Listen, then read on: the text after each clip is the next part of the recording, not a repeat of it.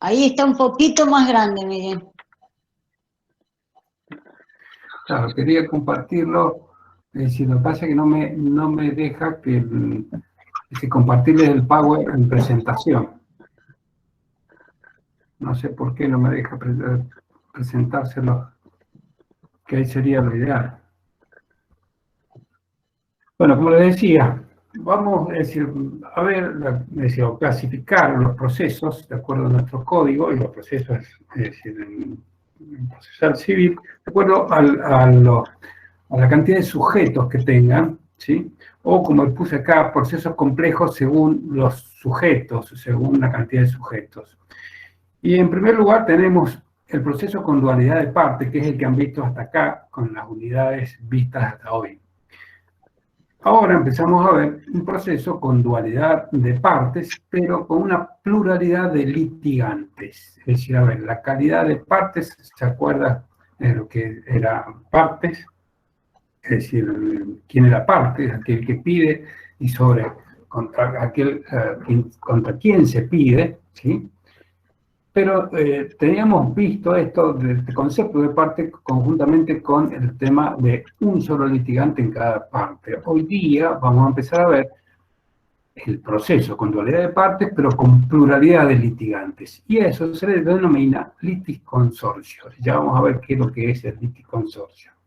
Este litisconsorcio, es decir, que es un proceso donde en una de las partes puede haber una pluralidad de litigantes o pluralidad de sujetos, puede ser, ya enseguida vamos a clasificar, que esa pluralidad de sujetos esté tanto en la parte activa como en la parte es decir, pasiva, tanto como en la parte actora, la parte demandada, o en ambos, ¿sí? Tanto en la actora como en la demandada. Estos procesos, es decir, o estos litisconsorcios, se dividen en litisconsorcio escindibles y litisconsorcio inescindibles. Por ponerle una palabra, y vamos a ver por qué le ponemos escindible, es decir, que son aquellos litisconsorcios facultativos y los litisconsorcios necesarios, los inescindibles. Y a su vez, es decir, conforme estos litisconsorcios escindibles se forman, es decir, ¿cómo se forman? Es decir, porque voluntariamente comparecen, es decir, al conformar este litisconsorcio, es decir, una de las partes, es decir, concurre al proceso en forma voluntaria, o bien puede ser que los convoquen a concurrir al proceso, ¿sí? Es decir, en forma provocada. Acá dice coactivo, pero le puse provocado para que no se confunda, porque litisconsorcio escindible, es decir, no hay coactividad, sino que se lo cita. Luego tenemos los litisconsorcios inescindibles, que son los litisconsorcios necesarios. No se preocupen por la clasificación ya enseguida vamos a entrar a ver eso. Tan exacta, pero sí ¿por qué decimos que es inescindible? Es inescindible respecto de una pretensión, y si va a ser válida una sentencia o una resolución, o va a ser eficaz, siempre y cuando estén todos los litisconsortes convocados al proceso. Estos litisconsortes, a su vez, pueden clasificarse en propios o impropios, ¿sí? Propios, litisconsorcios necesarios propios, son aquellos cuando la ley impone que debe haber un litisconsorcio necesario. Y esto es el caso de una división de condominio. Deben citarse a todos los condóminos, ¿sí? Impropio es cuando la pretensión o la relación jurídica, ¿sí? O la situación jurídica amerita que hayan, es decir, que se integre el litisconsorcio, es decir, porque hay un punto de conexidad que dictar una sentencia que los puede afectar a varias personas, ¿sí? Por ejemplo, en el caso de una simulación, ¿sí? Y acá también tenemos cómo comparecen a este proceso, hacen en forma voluntaria o pueden comparecer en forma coactiva, voluntaria o coactiva. También tenemos, y esto para clasificar tendría que haber sido el punto 1, es decir, proceso con parte única como peticionante. Y acá se encuentran los procesos sucesorios, ¿sí? Estos procesos, como parte única como peticionante, son procesos voluntarios donde hay una de las partes que comparece al proceso para que el solicitarle, hay un peticionante para solicitarle al juez que integre o que constituya una determinada situación de hecho o de derecho, en este caso. Y en este caso es para que lo declare heredero. Pero cuando comparecen más de un heredero, estos procesos se pueden llegar a complicar. Porque si todos los herederos, es decir, peticionan lo mismo, no hay inconveniente, son todos peticionantes. Pero cuando, es decir, existe un conflicto latente entre ellos, se puede dar lo que se llama el proceso con dualidad de partes. Y entonces se van a hacer los reclamos, ¿sí?, o pretensiones ya entre herederos, una colación, ¿sí?, entre herederos, donde ya se va a dar el proceso con dualidad de partes dentro de un incidente, dentro de este proceso, es decir, con parte única. ¿Qué quiere decir esto? Estos procesos con parte única pueden ser muy simples, pueden tener partes únicas porque cada uno de los herederos solicita algo distinto, ¿sí?, al juez para que constituya alguna situación jurídica, ¿sí?, o bien puede ser un proceso que se torne, es decir, dual cuando hay alguna pretensión entre las partes. Hasta aquí tenemos, es decir, entonces, un proceso con parte única, un proceso con dualidad de partes, con pluralidad de sujetos o pluralidad de litigantes, y después tenemos, es decir, los procesos con dualidad de partes, pero donde interviene un tercero. Un tercero donde es convocado o bien se conoce que hay la existencia de un proceso pendiente y por lo tanto, en ese proceso pendiente, por lo tanto, solicita al juez integrar a ese proceso pendiente porque la pretensión donde que se discute en ese proceso le puede afectar, ¿sí?, o él puede colaborar con esa pretensión. Y acá tenemos las tercerías. Entonces, una cosa es el liticonsorcio, otra cosa son las tercerías, que pueden llegar conceptualmente a funcionar como liticonsorcio, ya lo vamos a ver, ¿sí? Pero estos son terceros con intereses separados. Y acá tenemos, es decir, las tercerías que bien pueden ser coadyuvantes, es decir, donde colabora el tercero con una de las partes, ¿sí?, donde tenemos el sucesor y el sustituto, y las tercerías, es decir, excluyentes. Estas tercerías también pueden ser por la forma de que integran o conocen de este proceso, pueden ser integradas, es decir, o mejor dicho, estos procesos con terceros pueden ser integrados en forma voluntaria o bien coactiva. Y por último, vamos a tener los procesos con sujetos múltiples o procesos colectivos, que también lo vamos a ver, donde aquí ya no hay una cantidad determinada de sujetos en una de las partes, sino que hay una cantidad indeterminada de sujetos, ¿sí?, que pueden estar en las dos partes o pueden estar en una sola de las partes.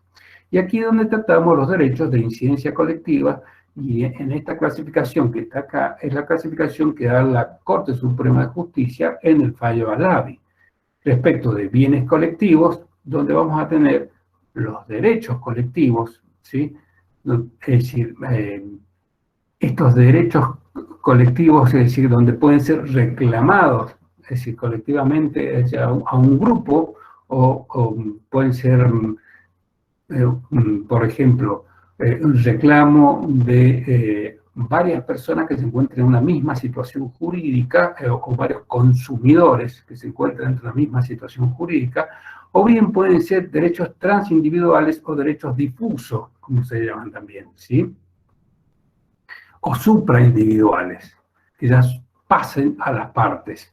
Y acá tenemos los derechos ambientales. Y luego tenemos los derechos individuales homogéneos, ¿sí?, donde tenemos derechos individuales homogéneos y la pluralidad, es decir, plurindividuales y homogéneos. Esto lo vamos a dejar, no vamos a entrar hoy acá, sino que vamos a dejarlo para entrar a verlos cada uno de ellos en forma detallada. hasta aquí entonces estos procesos, es decir, todos los sujetos que integran estos procesos, para ingresar a estos procesos necesitan de un interés, es decir, un interés, es decir, legítimo de obrar para poder ingresar a este proceso. Es decir, y ese interés se demuestra también necesitan de, o se deberá verificar que tengan una legitimación para ingresar. Ustedes vieron la legitimación con la doctora Merletti, la legitimación ad causam y la legitimación ad processum. Bueno, en cada uno de estos sujetos, es decir, que esta es la complicación de los procesos, debemos verificar la legitimación, primero el interés jurídico del tercero, de cada uno de estos sujetos, para ingresar a estos procesos, ¿sí? Y luego la legitimación de cada uno de ellos. El interés, la legitimación, es decir, procesal y ad causam, ¿sí? Para que puedan ser, algunos de ellos pueden llegar a ser partes y a otros no van a ser nunca partes dentro de este proceso. Veamos, a ver si esto avanza. Litis consorcio. Bueno, yo acá con el tema del litis consorcio, es decir, en realidad sigo a una definición de Palacio del litis consorcio. Litis consorcio, en principio, litis consorcio, vamos a decir que es litis consortium, que significa, es decir, comunidad de sujetos que tienen la misma suerte, etimológicamente, ¿sí? Que van a sufrir la misma suerte.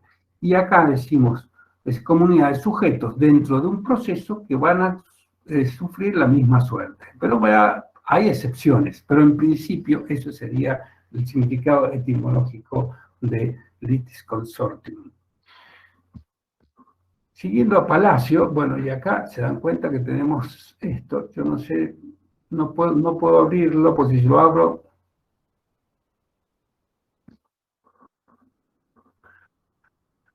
a ver, decimos que existe, ¿me están viendo ahí? No están viendo, pero decimos que existe el litisconsorcio cuando por mediar una cotitularidad activa o pasiva respecto a una pretensión única o un vínculo de conexión entre distintas pretensiones, el proceso se desarrolla con la participación de más de una persona o un sujeto en la misma posición de parte.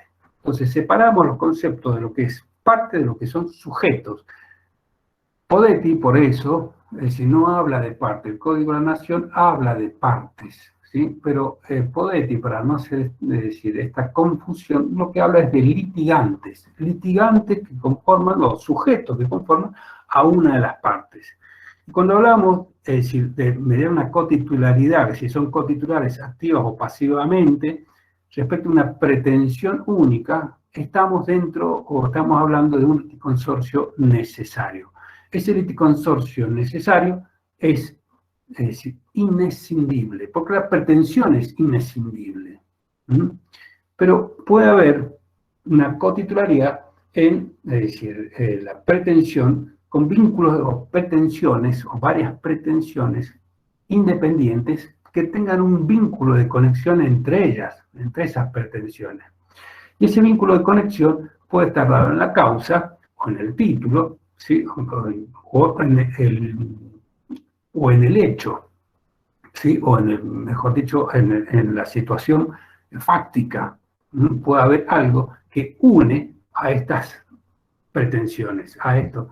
Entonces, puede haber pluralidad de sujetos que sean titulares de distintas pretensiones, pero todas tengan un punto de conexidad, ya sea tanto en el objeto o en la causa, ¿sí?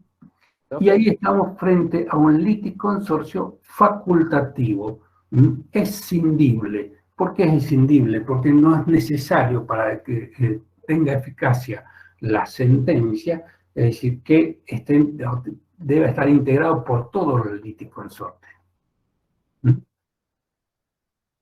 ¿Siguen ahí? No sé si han llegado ahí. Yo tenía una pregunta. ¿Cómo? Tenía una pregunta, no sé si me escucha. Sí. Esto sería lo que el código, digamos, habla también de acumulación subjetiva necesaria y voluntaria, digamos, como para hacer un paralelismo. No, Ok. es. Claro, sí, sí. Podetti, es Perfecto. decir, nos habla de acumulación subjetiva. Sí, nos habla de acumulación objetiva en el artículo 42 y en el 43 empieza a hablar de acumulación subjetiva. ¿Sí? Después lo divide en el 44, acumulación subjetiva voluntaria, y el 45, acumulación subjetiva, es decir, necesaria. ¿Mm? O una acumulación. Yo por eso les llamo, es decir, estos liticonsorcios, cuando hablamos facultativo y necesario, que es lo que van a encontrar en doctrina, es más fácil de entenderlo cuando decimos que uno es escindible en los sujetos y escindible en las pretensiones, el facultativo. Y el necesario es una sola pretensión donde no hay escindibilidad, no se puede escindir. Todos, es decir, van a sufrir la misma suerte. Acá tenemos una clasificación del liticonsorcio, y donde vamos a encontrar, bueno, el liticonsorcio, de acuerdo a la parte que los sujetos integran, activo, pasivo o mixto. Si es originario o sucesivo el liticonsorcio, es decir, originario el liticonsorcio es cuando, es decir, al comenzar el proceso se conforma el liticonsorcio, y si no, puede ser sucesivo cuando se incorpora alguno de los liticonsortes durante el trámite del proceso. En nuestro caso, es decir, en el Código Procesal de la provincia de Mendoza, por el artículo 43, es decir, perdón, el 44, el liticonsorcio es el facultativo o la acumulación subjetiva voluntaria, debe ser original, debe ser inicial, ¿sí? Cuando comienza el proceso. Y no existe una acumulación, es decir, subjetiva posterior, ¿no? Si no es por una acumulación de procesos, por el artículo 98. Entonces, no existiría el criterio sucesivo si no es por el artículo 98, donde se está tramitando otra causa, ¿sí? Y luego, porque pueden llegar a tener sentencias contradictorias, es decir, se van a acumular es decir, estos dos procesos, porque tienen un punto de conexidad. En el Código de la Nación, el sucesivo sí, es decir, está permitido, es decir, durante el trámite del proceso, no hablan de hechos de acumulación del proceso. ¿Se entendió el criterio original y sucesivo, no? Cualquier cosa me paran y volvemos para atrás. El criterio propio o impropio, es decir, a ver, la clasificación de consorcio propio es el que clasifica una norma que dice cuándo existe un liticonsorcio, ¿sí? Y el impropio ya no está la norma, ¿sí? Es decir, sino que quien lo da es la misma situación jurídica o la misma relación jurídica de las partes. Como le dije, que hay un punto de conexidad tanto en la causa como en el objeto. Y luego, por supuesto, tenemos el liticonsorcio facultativo, escindible, ¿sí? O voluntario, y el necesario, que es el coactivo o, es decir, inescindible. Bien. Vamos al liticonsorcio facultativo, voluntario o escindible, les puse todos los nombres. Palacios dice que es aquel que depende de la libre y espontánea voluntad de las partes que intervienen en el proceso.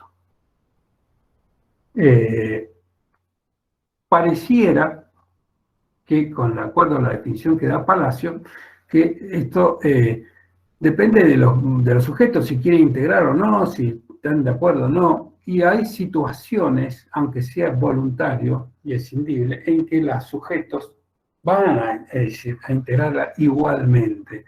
Entonces, no depende la libre, es decir, o exclusiva voluntad de los sujetos, nada más, sino de la escindibilidad, es decir, de la pretensión. Si se puede escindir una misma pretensión o puede haber varias pretensiones, es decir, y se puede escindir la parte en la cantidad de sujetos. También Palacio habla de los tres aspectos de los liticonsortes: subjetivo, objetivo y la interdependencia, y se habla de la conexidad. El subjetivo, pluralidad de sujetos; el objetivo, pluralidad de pretensiones; y la interdependencia, es decir, donde existe una conexidad entre esa pluralidad de pretensiones. ¿Cuáles son las características de este litisconsorcio voluntario? Primero, que existe esta interdependencia, esta conexidad entre las distintas pretensiones, ¿sí? Y acá viene la característica fundamental del litisconsorcio voluntario, que sería que cada litisconsorte goza de legitimación procesal independiente, para lo cual el resultado del proceso, como la sentencia, pueden ser distintos con respecto a cada uno de ellos. Es decir, que ¿qué quiere decir? Que cada uno, dentro de este proceso, es decir, va a poder demandar o ser demandado en forma independiente. Podría haberse iniciado tantos procesos como litisconsortes voluntarios existan, ¿sí? Sin embargo, todos estos litisconsortes se van a poder unir, es decir, dentro de un mismo proceso, porque tienen un punto de conexidad, ¿sí? O varios puntos de conexidad entre la causa y el objeto, es decir, de las pretensiones. Ahora, dice que el resultado de la sentencia, acá rompemos lo que etimológicamente decía la palabra litisconsortio, porque el resultado de la sentencia, es decir, puede ser distinta en cada uno de ellos. Si se demanda, es decir, a varios, es decir, una persona que sufrió un accidente demanda a varios actores, como por ejemplo el titular registral del vehículo, el chofer del vehículo, el que si hubo un choque, es decir, múltiple al que chocó, el que chocó al que me chocó, el que se accidentó y así, etcétera, etcétera, estamos demandando y cada uno de esos procesos podría ser en forma individual a cada uno de ellos, ¿sí? Por una parte, porque puedo estar reclamando pretensiones distintas a cada uno de ellos. Ahora, cuando vienen y se presentan estos litisconsortes, como tienen una legitimación procesal independiente, podrán ellos presentarse y, es decir, presentar defensas no comunes, sino defensas individuales, cada uno de ellos. Y el juez, cuando tenga que analizar cada una de las situaciones y con cada uno de estos litisconsortes y dictar una sola sentencia, va a tener que analizar, es decir, en forma individual, cada una de esas defensas. Y en esas defensas puede haber alguien opuesto, es decir, la prescripción de la acción, ¿sí? Y otros no, ¿sí? Y al que, es decir, al que le prescribió va a tener una sentencia distinta de aquel que no prescribió. Algo que autoriza la legitimación procesal independiente, no así el litisconsorcio necesario. Por eso dice, resulta inscindible o divisible la pluralidad de litigantes y cada litisconsorte puede ser demandado o ser demandado en forma individual. Estas son las tres características del litisconsorcio voluntario. ¿Cuáles son los efectos de este litisconsorcio voluntario? En primer lugar, es decir, en la etapa introductiva, es decir, el reconocimiento, es decir, o la admisión de alguno de los hechos que haga una de las partes, es decir, no perjudica a los demás. Es de cada uno de ellos, es decir, el reconocimiento, es decir, va a ser en forma individual de cada uno de los litisconsortes. Respecto a la unidad procesal, se va a dar, es decir, cuando se plantea, por ejemplo, una suspensión del procedimiento, sí va a afectar a todos los litisconsortes voluntarios. Pero una nulidad podrá suspender el procedimiento, pero va a ser individual respecto de cada uno de ellos que se planteen. Porque algunos le pueden haber consentido a ese acto nulo. Déjenme ver 2 segundos, permítanme, y no sé si me están...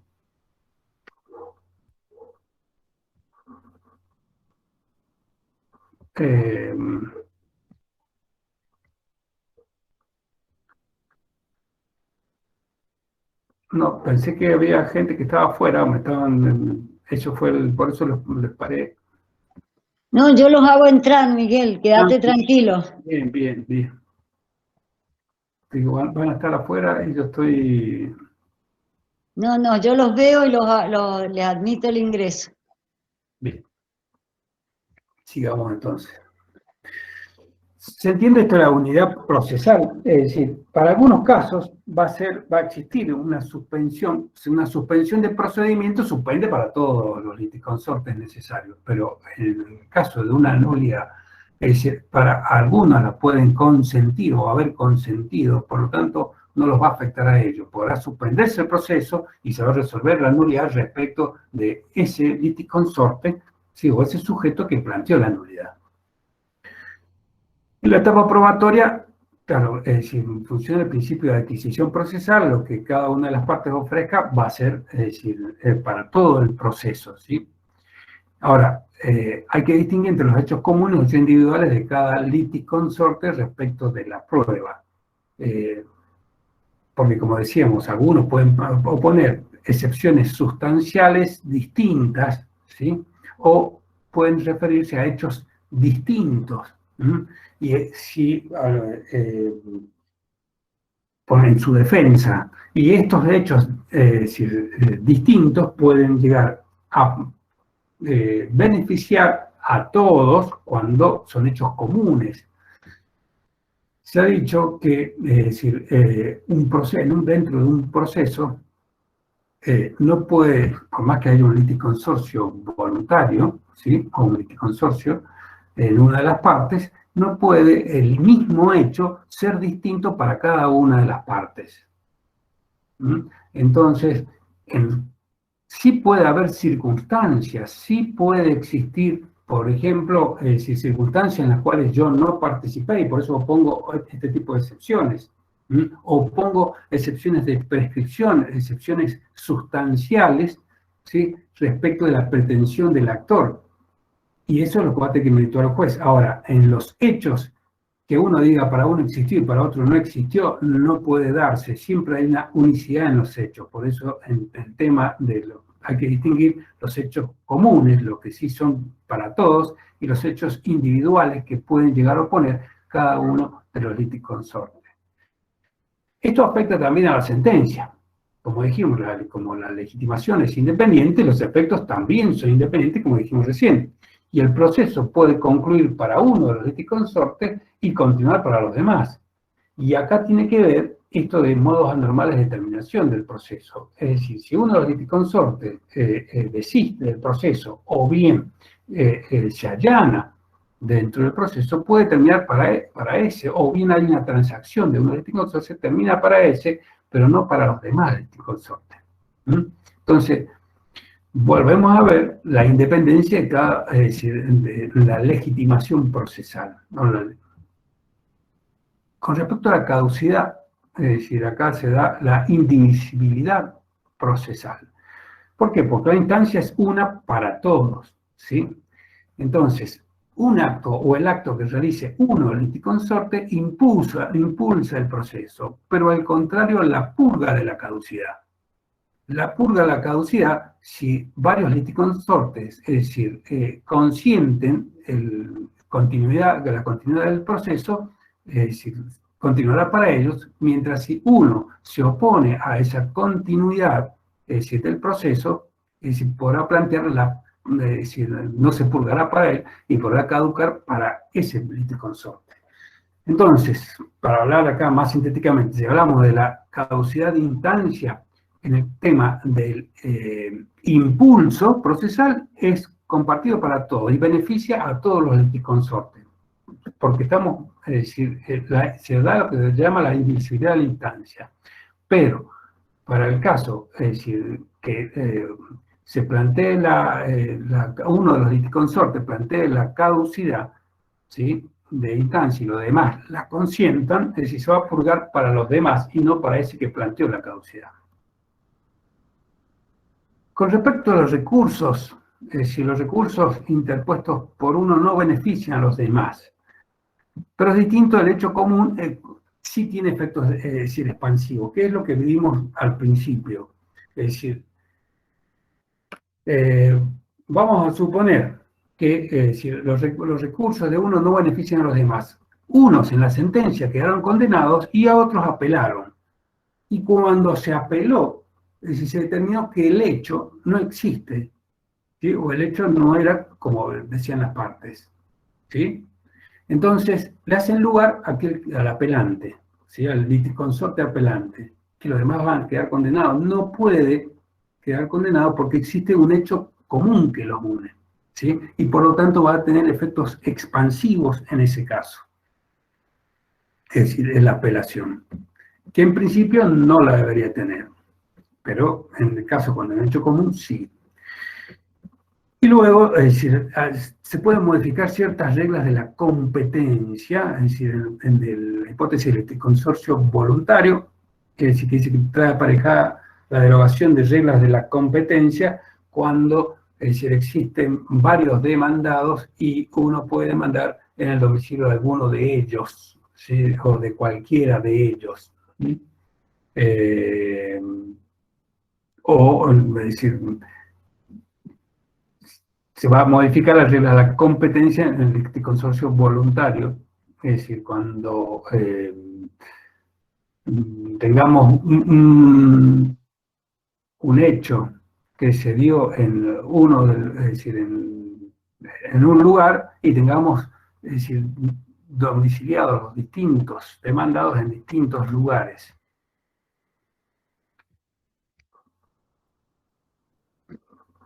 Vamos al caso de cómo nuestro código, nuestro régimen procesal habla de liticonsorcio facultativo y acá no los trata como liticonsorcio, como dijo bien el compañero ahí, sino que los trata como una acumulación subjetiva, es decir, de pretensiones, ¿sí? Habla de una acumulación subjetiva de acciones, pero una acumulación subjetiva de pretensiones. Y en realidad, en el artículo 43 habla de los dos liticonsorcios, ¿sí? Y habla de cómo se puede clasificar. Pero, es decir, el referido al liticonsorcio facultativo es el artículo 44.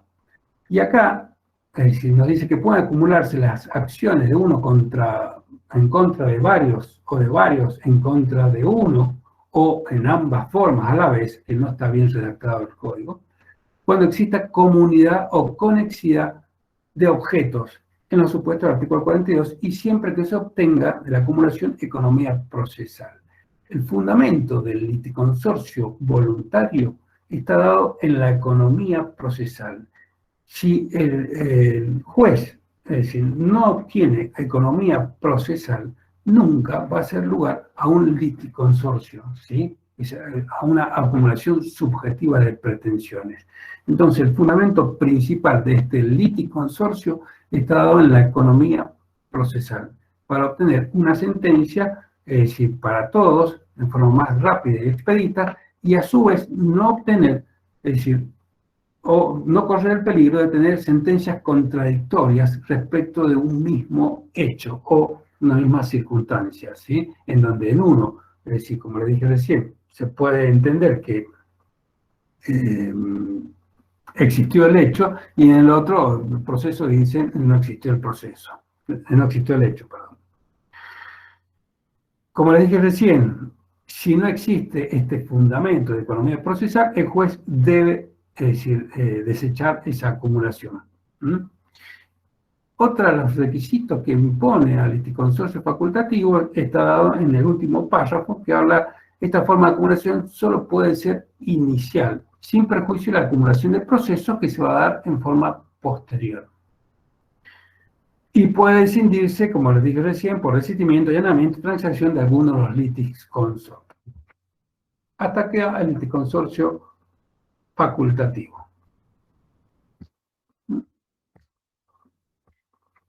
Vamos a ver ahora el consorcio necesario o inescindible. Y acá, el consorcio necesario e inescindible, habíamos dicho, es decir, que existía cuando había una pretensión única, si varios sujetos que eran titulares o cotitulares de una pretensión única, de la cual esa pretensión era inescindible y acá, es decir, la sentencia, es decir, que resolvía este tipo de procesos, no puede ser eficaz.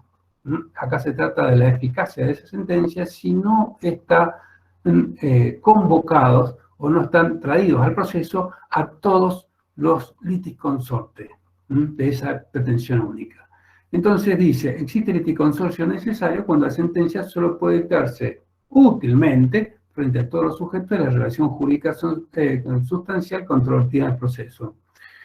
De modo tal que la eficacia de la sentencia se ve subordinada a la citación de estas personas.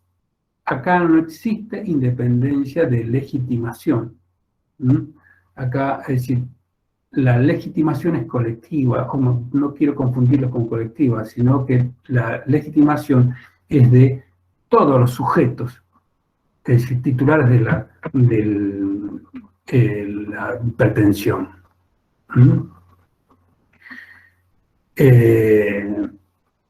Por eso, es decir, si falta alguno de los sujetos, no podría dictarse una sentencia efectiva o eficaz, no más efectiva. Dentro de los aspectos, tenemos el aspecto subjetivo, objetivo, es decir, en el subjetivo va a haber pluralidad de sujetos, acumulación subjetiva. Pero hay una unicidad de pretensiones, es decir, hay una sola pretensión y es decir, una dependencia de todos, es decir, con esa pretensión. ¿Cuáles serían las características de este, que ya más o menos hemos estado conversando, es decir, las características de este liticonsorcio? La primera característica, existe una única pretensión, la pluralidad de litigantes debe ser inicial para nosotros, originaria, ¿sí? O derivar de la integración de la litis antes de la audiencia inicial. El artículo 45 habla de esta, es decir, de la liticonsorcio necesario, y habla, es decir, en principio debe ser inicial esto. ¿Puede derivar de una integración de litis? Sí, puede derivar de una integración de la litis. Esa integración de la litis puede ser en cualquier momento, no, tiene que ser, es decir, hay un momento que es hasta el momento que el juez dicta, es decir, la audiencia inicial, convoca la audiencia inicial. Hasta ese momento podría llegar a integrarse la litis. Luego, cada liticonsorte no goza de legitimación procesal independiente, por lo cual también el resultado del proceso como la sentencia es igual para todos. Y resulta inescindible la pluralidad de litigante. A ver, acá tenemos una sola pretensión, un mismo hecho, y no puede escindirse esa pluralidad de litigantes respecto a esa pretensión y ese mismo hecho. En cambio, en el liticonsorcio facultativo, habíamos dicho que podían llegar a oponer, es decir, los distintos tipos de excepciones, distintos tipos de defensa, es decir, los litigantes, los liticonsorcios necesarios. Y esto puede llevar a que la sentencia pueda ser distinta para cada uno de ellos, porque dijimos por las distintas excepciones que pueden plantear. Ahora, acá vamos a ver, cuando hablemos de los efectos, es decir, la excepción que oponga uno beneficia a todos los demás. Vemos así que los actos de disposición de uno de los liticonsortes no puede producir efecto hasta que los restantes liticonsortes no adopten igual actitud. Es decir, una disposición, ese acto de disposición, es decir, un allanamiento, ¿sí?, de uno de liticonsorte, no significa el allanamiento de todos los demás, sino que van a tener que todos, como hay una colegitimación, ¿sí?, y que no es independiente, van a tener que también allanarse para que tenga efecto, si no, deberá continuarse el proceso. La defensa puesta por un liticonsorte sí favorecen a los demás, como les dije recién. Las alegaciones y pruebas aportadas por uno, por ejemplo, en este caso de la confesión, podrá apreciarse como indiciaria, pero eso no significa, es decir, que y si los demás estén sujetas a esa confesión. Los recursos opuestos por uno de ellos benefician o perjudican a los demás, y la existencia de este consorcio necesario comporta una derogación también de las reglas de la competencia. Vamos a ver en este caso la comparación del litis consorcio. Es decir, en el facultativo, escindible y voluntario, vamos a tener pluralidad de relaciones jurídicas, ¿sí? Y existen tantos procesos, como le dije primero, como liticonsortes existen. En el necesario hay una unicidad de relación jurídica, una pretensión única.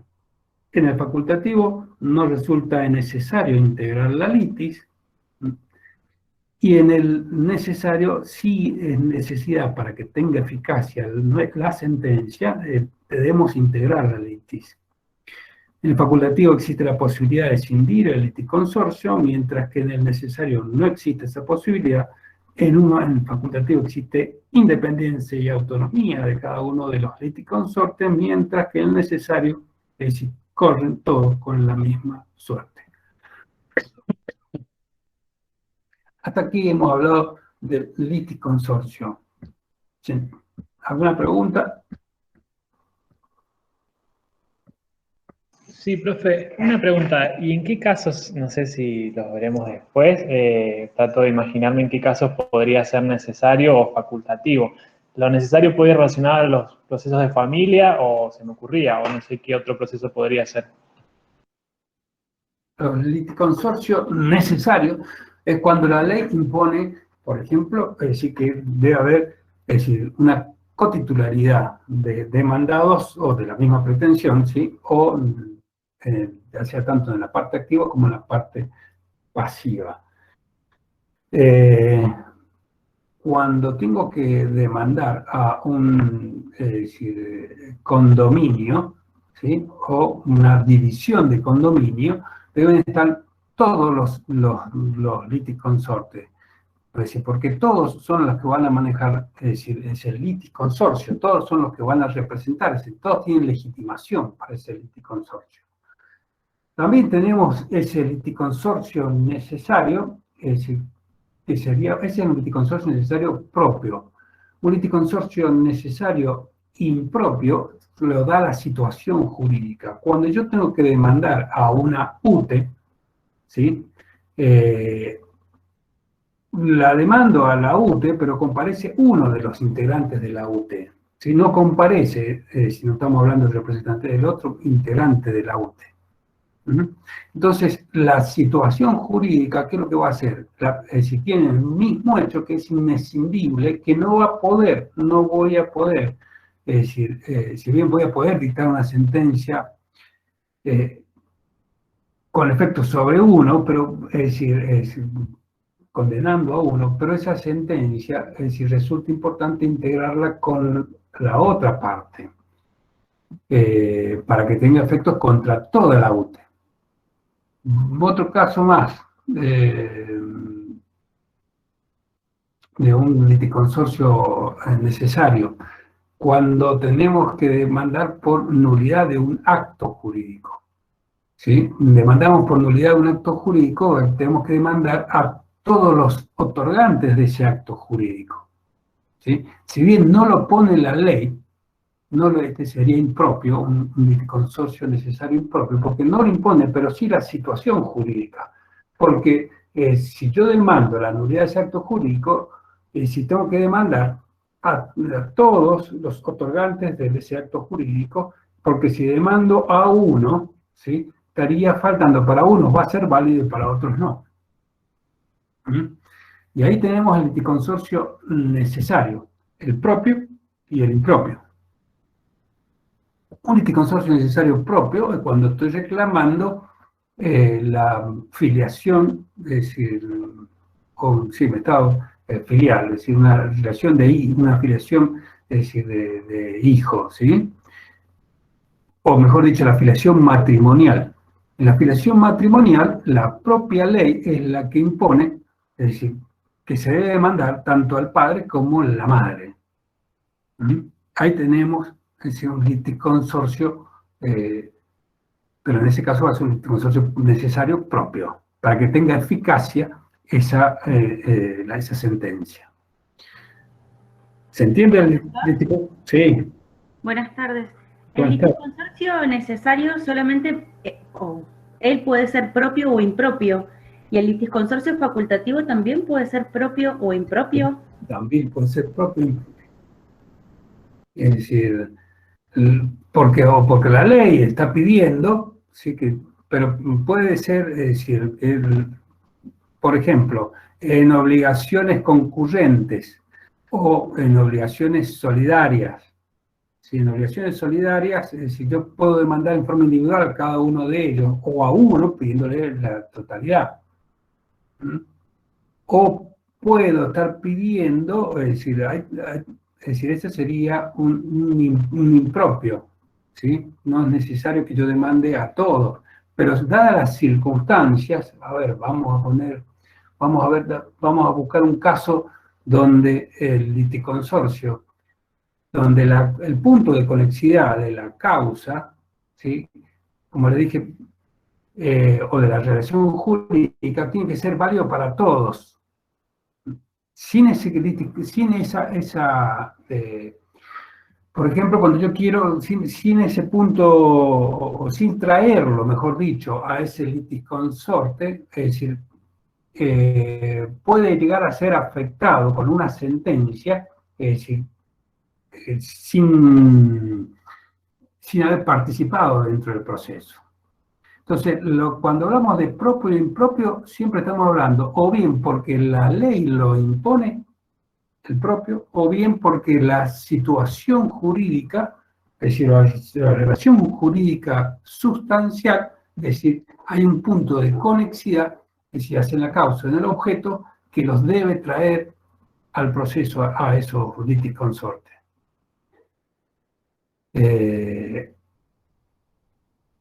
A pesar de que puede ser facultativo. Y acá Podetti hablaba del facultativo anómalo, que ya van a ver, es decir, enseguida cuando hablemos del interés para las acciones. El facultativo anómalo, es decir, donde o hay inscindibilidad o no hay inscindibilidad, es decir, lo que pasa es que para unos ese mismo hecho no puede existir para unos y para los otros no puede existir ese mismo hecho, a pesar de que sea un litisconsorcio facultativo. ¿Sí? Lo mismo ocurre con el necesario. Ya vamos a ver cómo entra a jugar, es decir, en el necesario también los terceros, y en este caso las tercerías, cuando entra a jugar también los intereses. Por ejemplo, una nulidad de una escritura debe ser citado, es decir, no tan solo es decir, las partes, sino también para solicitar la nulidad de esa escritura o una acción de simulación debe ser citado al oficial público que otorgó esa escritura. Y ahí tenemos, es decir, un litisconsorcio necesario anómalo. Es más fácil verlo en el necesario anómalo que en el facultativo. ¿Se entendió esto? No sé quién preguntó. Sí, gracias, profesor. Profesor, disculpe, yo le hago una pregunta. Cuando habla de la sentencia en el litisconsorte facultativo, y en el caso de que se pueda entablar un recurso, ¿qué calidad tiene esa sentencia si después puede modificarse la situación? O sea, ¿no es cosa juzgada? ¿O qué efectos tiene? En principio, no hace cosas, es decir, va a ser cosa juzgada para aquellos que no apelaron. Porque ya no pueden modificarla. Ya ellos no pueden modificarla. Ahora, si existe, como les dije recién, un punto de conexidad en la relación sustancial entre todas las pretensiones, no puede existir para unos y no existir para otros. Entonces, ahí va a tener un efecto expansivo este recurso de apelación. Si no, no va a tener el efecto expansivo. ¿cuál es el punto de conexidad? Supongamos que la sentencia hizo lugar por daños y perjuicios por 1 millón de pesos. Y apela uno solo de ellos. Es decir, no es que haga cosas juzgadas por los demás y todos van a tener que poner el 1 millón de pesos y este no. Porque hay un punto de conexidad. Si la sentencia de segunda instancia dice que bajó a 500.000 pesos, ¿sí? La sentencia se reduce a 500.000 pesos, entonces hay un punto de conexidad para todos los demás. ¿Se entiende? Sí, lo entiendo, pero digamos que esa sentencia vendría a ser como suspensiva, o sea, no va a tener efectos hasta esperar a la apelación del resultado. No, por supuesto. Es decir, a ver, la cosa juzgada es una cosa, es decir, la cosa juzgada, pero que va a tener efectos suspensivos, sí. Esta es otra cuestión, no es cosa juzgada. Bien, gracias. ¿Cómo va a ser la cosa juzgada? Pero los efectos, sí, claro, va a ser cualquier recurso, es decir, la apelación va a tener efectos suspensivos de esa sentencia. Entonces, seguirá, es decir, hasta arriba, seguirá en la segunda instancia o bien podrá ir hasta la corte. Eso es otra cosa en los efectos. Lo que digo es efecto expansivo, porque en principio no lo tiene, pero en estos casos sí va a tener que tener. En cambio, en el liticonsorcio necesario sí o sí los tiene. ¿Entendió? Sí, sí, muchas gracias. Está bien. Bueno, esto es decir, acá estamos hablando de los liticonsortes. Hemos hablado del proceso con dualidad de partes y multiplicidad de litigantes que conforman cada una de las partes. ¿Y cómo pueden llegar a funcionar estos liticonsorcios?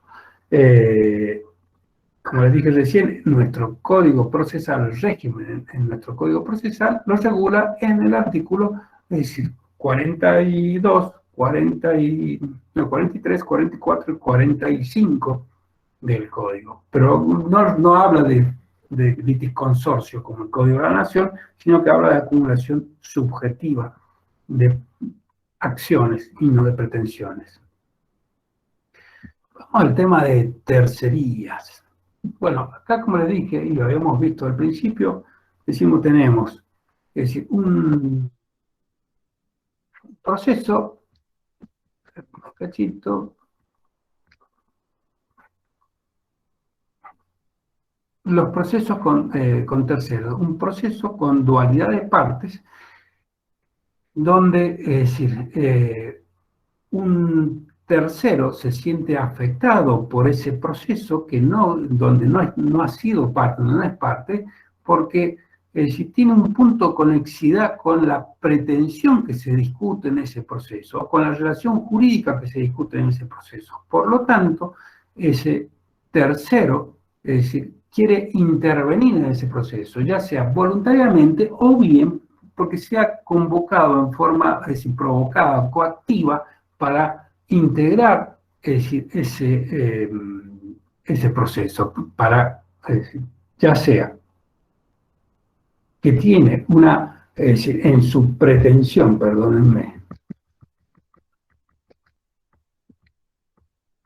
ya sea que su pretensión, es decir, sea totalmente, es decir, que sea contraria a los intereses que se están discutiendo dentro de ese proceso, es decir, él pretende ingresar a ese proceso, es decir, con una pretensión contraria a la que se discute, o bien que sea parcialmente contraria a la que se discute, y donde él quiera, es decir, posicionarse o colaborar, coadyuvar con una de las partes, tanto la parte actora como la parte demandada, es decir, para el logro de la finalidad, la pretensión que ha planteado el actor o la defensa que ha planteado el demandado. Y acá vamos a encontrar en ese caso, es decir, la tercería coadyuvante, que ya lo vamos a ver enseguida, pero por ejemplo la del fiador, que ingresa a un proceso o pretende ingresar a un proceso donde el actor, es decir, locador y locatario están discutiendo, es respecto de los cánones adeudados. Y el fiador lo que pretende es ingresar a ese proceso, es decir, para colaborar con la defensa del demandado, porque sabe que si no va a ser afectado por ese proceso.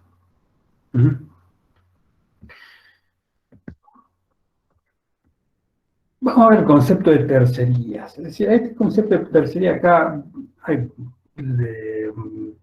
van a tener que, cuando lean tercerías, lo pueden leer desde, es decir, un código procesal de Palacios o de quien ustedes quieran, pero van a tener que tener la precaución de ver que existen dos conceptos de tercería, una tendencia amplia y una tendencia restringida. Una tendencia amplia, que es la que siguió nuestro codificador, es decir, el doctor Podetti, donde habla de tercerías y en forma genérica un concepto, es decir, bastante amplio de tercerías, ¿sí? Sigue al código de Rojas y a los antiguos códigos procesales del Conde de Cañada, donde hablaban de dualidad de partes y si había una parte que iba a ingresar, es decir, después de que haya comenzado, existe un proceso pendiente, iba a ser un tercero, ¿sí? Por lo tanto, en el concepto tercería de Podetti abarca, es decir, cualquier persona que quiera ingresar a un proceso posterior a la pendencia o al inicio de este proceso principal. También está la tendencia restringida que siguió la ley española, es decir, el Código Procesal, o mejor dicho, la ley de procedimientos civiles española en 1881, que es la que sigue el Código de la Nación. Y acá va a dividir. No habla de tercerías en forma genérica y que todos van a ser terceros que ingresan al proceso, sino que distingue entre la intervención, es decir, litisconsorcio, luego intervención de terceros y tercerías. Y acá en la intervención de terceros, es decir, porque dice, no todos los terceros que ingresan, es decir, son terceros que ingresan al proceso, son terceros. Porque hay terceros que ingresan y se convierten en partes. Cuando son coadyuvantes se convierten en parte actora, parte demandada. Esa es la finalidad de la intervención de los terceros. Por eso distingue el Código de la Nación intervención de terceros de tercería, que la tercería es exclusivamente cuando hay una oposición a la pretensión, es decir, que se discute dentro del proceso principal. Y deja el concepto de tercería, el Código de la Nación, exclusivamente para las tercerías de oposición que tenemos reguladas nosotros en el artículo 105, que serían las tercerías de mejor derecho, es decir, y las tercerías de dominio.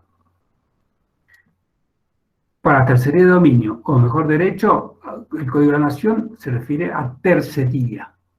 Mientras que para los demás, cuando ingresa un tercero, dice intervención de tercero en el proceso. La finalidad, es decir, va a ser tercero mientras, es decir, no se convierte en parte. Cuando se convierte en parte, deja de ser tercero. Eso sería la idea del Código de la Nación. Podetti entiende que son todos terceros. No es que desconozca que no pueden cambiar su situación dentro del proceso, por eso también habla de sujetos principales, sujetos accesorios o sujetos secundarios, pero los toma como terceros y continúan como terceros dentro del proceso. Esto es una diferencia bastante importante porque va a hacer que ustedes puedan llegar a distinguir lo que dice el Código de la Nación con nuestras tercerías del Código de Podetti. La tendencia amplia que utilizó Podetti, digamos que es la minoritaria dentro de la doctrina. La mayoritaria es la que sigue el Código de la Nación. Pero esto puede tender a confusiones dentro de el estudio de las tercerías. Por eso decía, acá puse tercerías y tercerista. Tercerista es el tercero, de lo que habla justamente Podetti.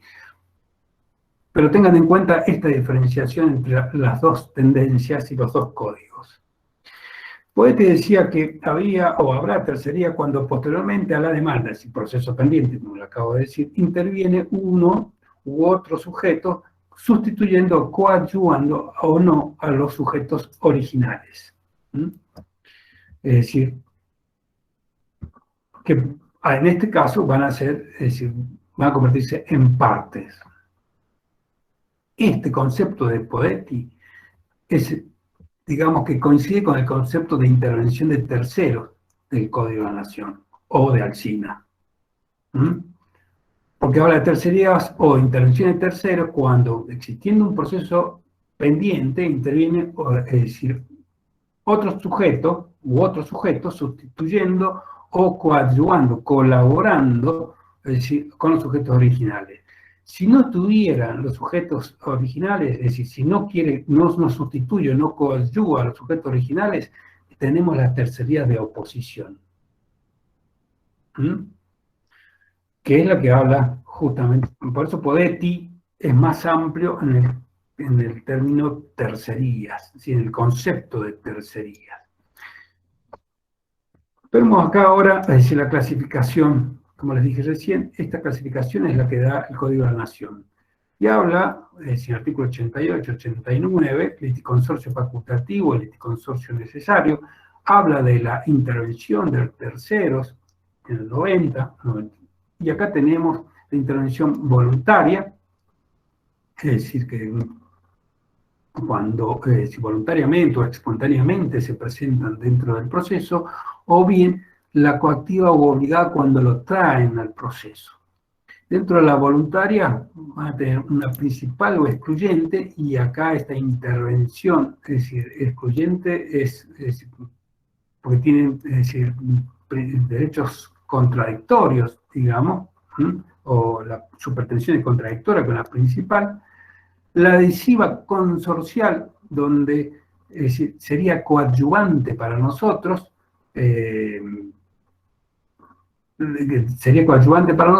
y donde puede llegar a sustituir a alguna de las partes o coadyuvar con alguna de las partes, y la adhesiva simple, donde no es coadyuvante, pero no lo sustituye a la parte que coadyuva, sino, como le dije recién, el fiador. El fiador no tiene más derechos que los derechos que le otorga, o que tiene el demandado, en este caso, el locador, el locatario.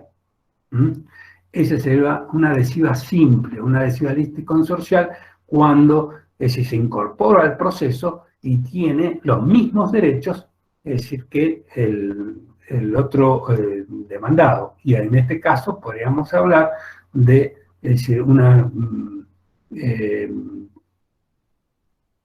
una obligación solidaria donde es demandado uno por todos y donde uno de ellos ingresa voluntariamente para colaborar en el lugar del otro. ¿Sí? Bien, y la tercería mejor derecho, cuando habla de tercerías, habla de las tercerías de oposición que se encuentran según el 105 de nuestro código, que son las de mejor derecho y las de dominio. De mejor derecho o de derechos preferentes respecto de la pretensión que se está haciendo valer dentro de un proceso, por ejemplo, es decir, un acreedor, es decir, un acreedor prendaria, un acreedor hipotecario, o bien, es decir, de dominio, cuando se están discutiendo o se ha embargado dentro de un proceso, bien, es decir, que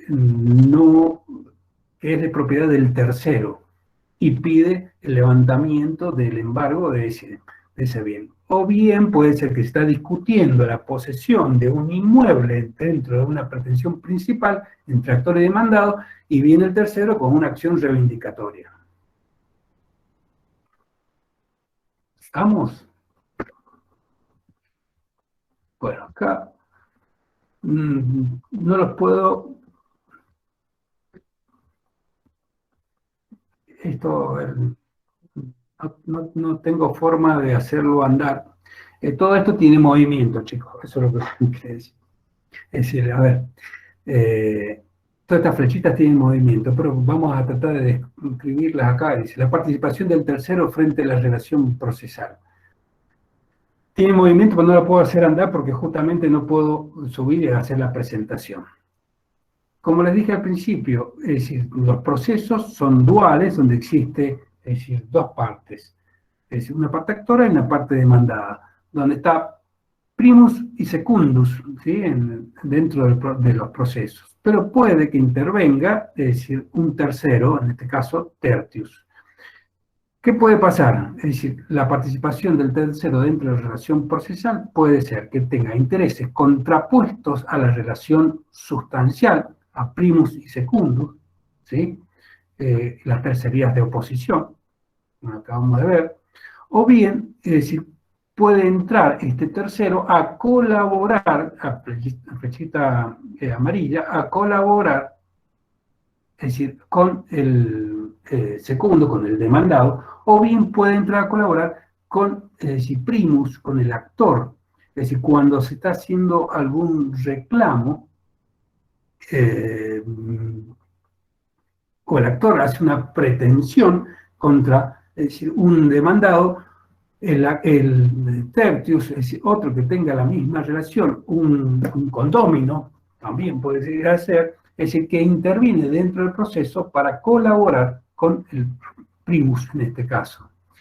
También pueden ser convocados al proceso, es decir, o llamados a integrar al proceso por eso están las flechitas estas verdes, por secundus, en un caso que primus se le esté reclamando, es decir, un derecho al demandado, es decir, puede convocar como es una situación de evicción, ¿sí? Al tercero que es un garante o un citado en garantía.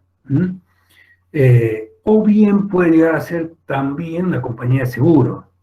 También primus puede citarlo, y acá está la otra flechita, puede citar, es decir, al tercero para que comparezca, es decir, al proceso, cuando hay, es decir, o conoce esta relación de garantía, ¿sí?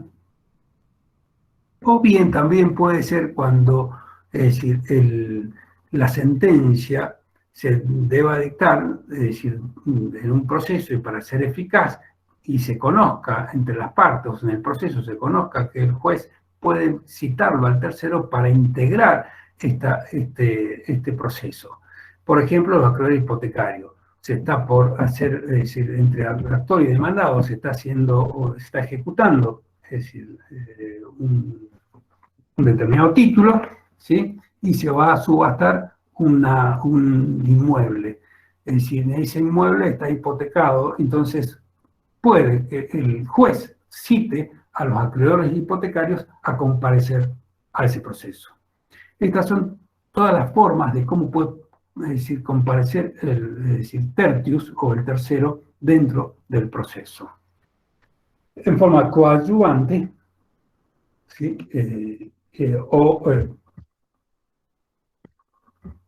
Como les dije, o en forma obligada. O en forma, es decir, directamente como una oposición. ¿Cuáles son los requisitos para intervenir de en la tercería? ¿Cuáles son los requisitos, las características para que exista la tercería? En primer lugar, que exista un determinado proceso y que ese proceso esté pendiente. Que el tercero no sea parte originaria, ni sea actor, ni sea demandado. Y acá hay una cuestión clave, que es la demostración inicial de un interés jurídico del tercero. Que el tercero debe tener un interés jurídico para contradecir, para ingresar a ese proceso.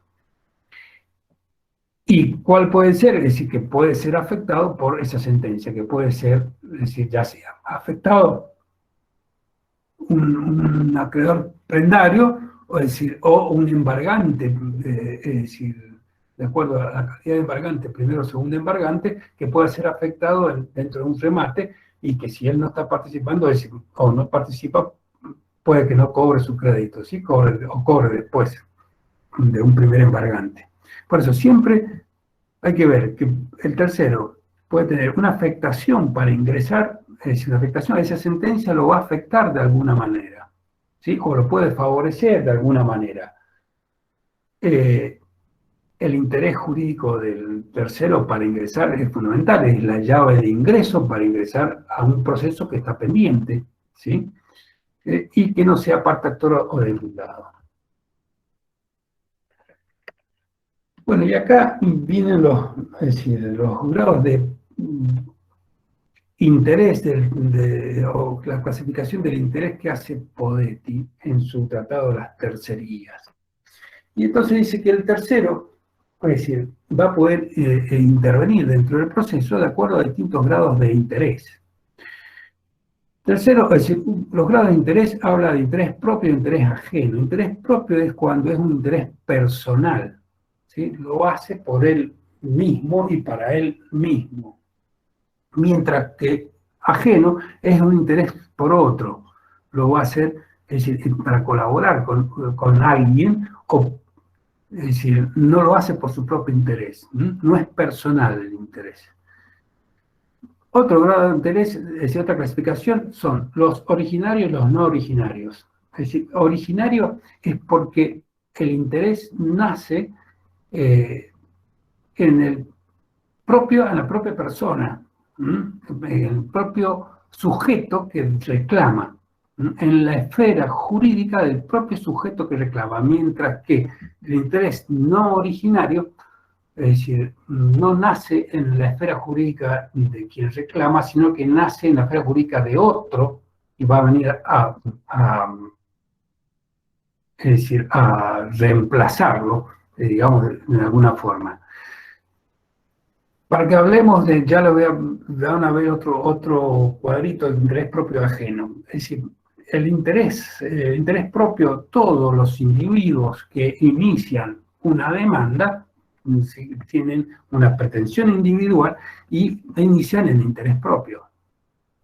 El interés ajeno lo podemos tener en el ejemplo de decir, cuando se reclama una insanía, ¿sí? Que bien puede ser alguno de los parientes que reclama la insanía del propio insano, y ya el interés no es propio, no nace en su propia esfera, sino que es en beneficio de otro.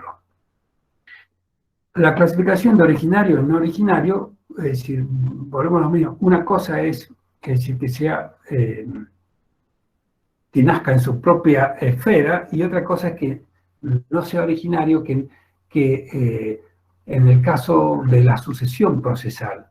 En la sucesión procesal, es decir, el interés no es originario, sino que hay un interés derivado. Nació en cabeza de otro y lo obtuve, es decir, recién como heredero. Y voy a ser parte dentro de un proceso donde mi padre fue actor o demandado. Interés directo o indirecto, es decir, que la satisfacción del propio, es decir, uno busca la satisfacción, el directo busca la satisfacción de su propio interés, mientras que el indirecto busca la satisfacción, es decir, satisfaciendo el interés de otro, satisfago indirectamente el interés mío. El directo ya todos lo conocemos, pero el indirecto puede ser, por ejemplo, la compañía de seguro, es decir, o el garante, es decir, una garantía de evicción, donde, es decir, satisface el interés, es decir, ajeno, es decir, el interés en forma indirecta de quien tiene el compromiso, ¿sí? El actor demandado, es decir, y a su vez él se libera. Ese sería los grados de interés directo o indirecto. También excluyente y no excluyente. Es decir, excluyente que es contrario, es decir, un interés contrario al interés que se está discutiendo. Y no excluyente sería un interés que es parcialmente excluyente o bien que sea es decir, para colaborar con alguna de las partes. Sería coadyuvante, como dice nuestro código. Y también pueden ser, como le dije, en todo o en parte del proceso. Es decir, puedo oponerme a toda la pretensión, como le dije el caso recién de la reivindicación, es decir, en un caso que está discutiendo la posesión de un inmueble y ese inmueble es mío, por lo tanto lo reivindico y que venga, es decir, que venga a mi esfera, ¿sí? En todo, o en parte, por ejemplo, un acreedor hipotecario que, es decir, puede ir a cobrar o puede ponerse tanto en la parte de la paz actora como en la parte demandada. En la parte demandada, que no liquiden todos los bienes del acreedor, no liquide todos los bienes de su deudor, ¿sí? O, si el acreedor hipotecario, donde va a establecer el límite o hacer valer su propio derecho. Hasta el límite de su propio derecho, ¿no? Porque yo tengo una hipoteca hasta donde llega la hipoteca. Lo demás, si podrá seguir el acreedor donde quiera. Estos son los grados de interés que habla Podetti en la clasificación de intereses de terceros. Y en base a estos grados de interés, hace una clasificación de tercerías o de intervención de terceros. Da 5 formas de intervenir del tercero. Acá la tienen, es esta. Se ve, ¿no? Cuadro de tercería según Podetti. ¿Se nota? ¿Se ve esto? Profesor, Sí. en esa clasificación que usted tiene, yo tengo el libro, y Sí. entonces en la clasificación del interés indirecto existe una subclasificación procesal espontánea y una subclasificación procesal provocada, ¿sí? En la que es la sustitución procesal espontánea, ejercicio de la acción oblicua. Claro, acá está, es esta que me estás hablando acá. Porque también puede llegar a ser en forma indirecta en la acción subrogatoria o en la acción directa que tenemos nosotros ahora, ¿sí? Del artículo 28. También ahí hay una sustitución de una de las partes. Puede ser sustituido o no, como dije, en todo o en parte. No pretendo sustituir a la parte, sino que simplemente, es decir, a ver, yo puedo entrar y colaborar con el demandado, ¿sí? Frente al actor, porque lo que estoy haciendo es cuidar el patrimonio del demandado, o sea, a lo que voy a reclamar. O bien puede haber, es decir, una sustitución procesal o una acción subrogatoria al demandado cuando hay una mala defensa, no se está defendiendo y antes que examinen todo, yo me subrogo los derechos del demandado. ¿Sí? Esto estamos hablando en la faz pasiva, pero en la faz, es decir, como actor también puede llegar a ser. Por eso habla del ejercicio de la acción oblicua, es esto que me estás hablando, el interés indirecto. Se satisface el interés, es decir, satisface el propio interés satisfaciendo el interés ajeno. ¿Se entendió? Sí, gracias. Sí, por eso acá, si te fijas acá, vas a tener la sustitución procesal espontánea, la acción oblicua o la acción subrogatoria. Y la sustitución procesal provocada, es decir, vas a tener la citación de evicción, por garantía de evicción, la fianza, por hacer otra, ¿sí? O bien los seguros de responsabilidad, es decir, esa podría ser la sustitución provocada. Pero vean acá qué es lo que, cómo hace la clasificación Podetti. ¿El interés propio o interés ajeno? Interés propio, la faz personal. Interés ajeno, es decir, para otro. Y acá les pone la legitimación familiar o, es decir, por categorías y legitimación pública. Esto en el caso de una acción popular, ¿sí? O de defensor del pueblo. Interés ajeno. Interés propio, es decir, puede ser originario o no originario. Es decir, originario nace en cabeza o en esfera jurídica del propio, es decir, tercero. O bien no originario, ¿sí?, que van a ser en cabeza de otro. Y por eso, como les dije recién, interés no originario es la sucesión procesal. La sucesión procesal donde interés no originario.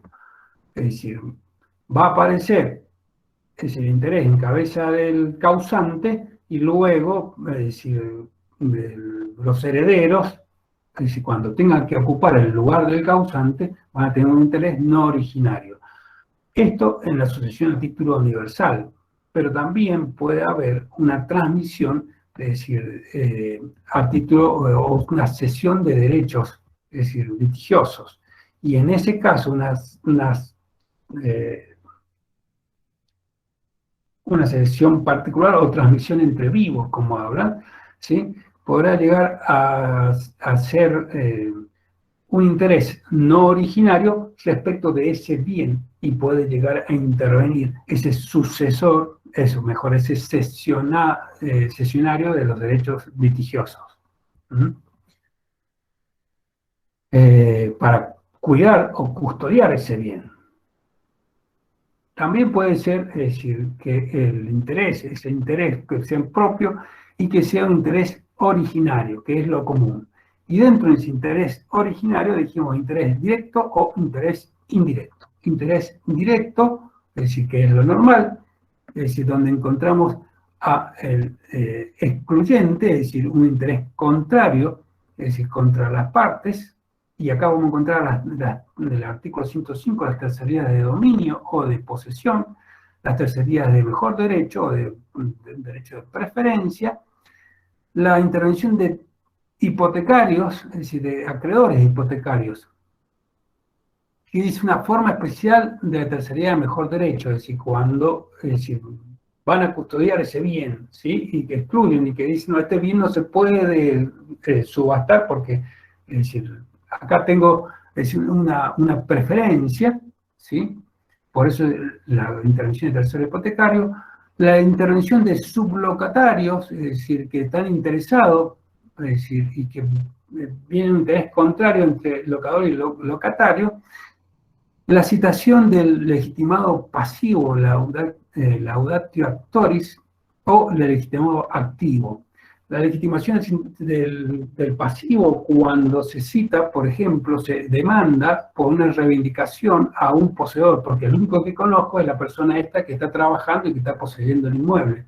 Y resulta, es decir, que el que dice poseedor o el que dice tenedor viene al proceso y denuncia que él no es poseedor, él está trabajando para otro, que dice ser el poseedor.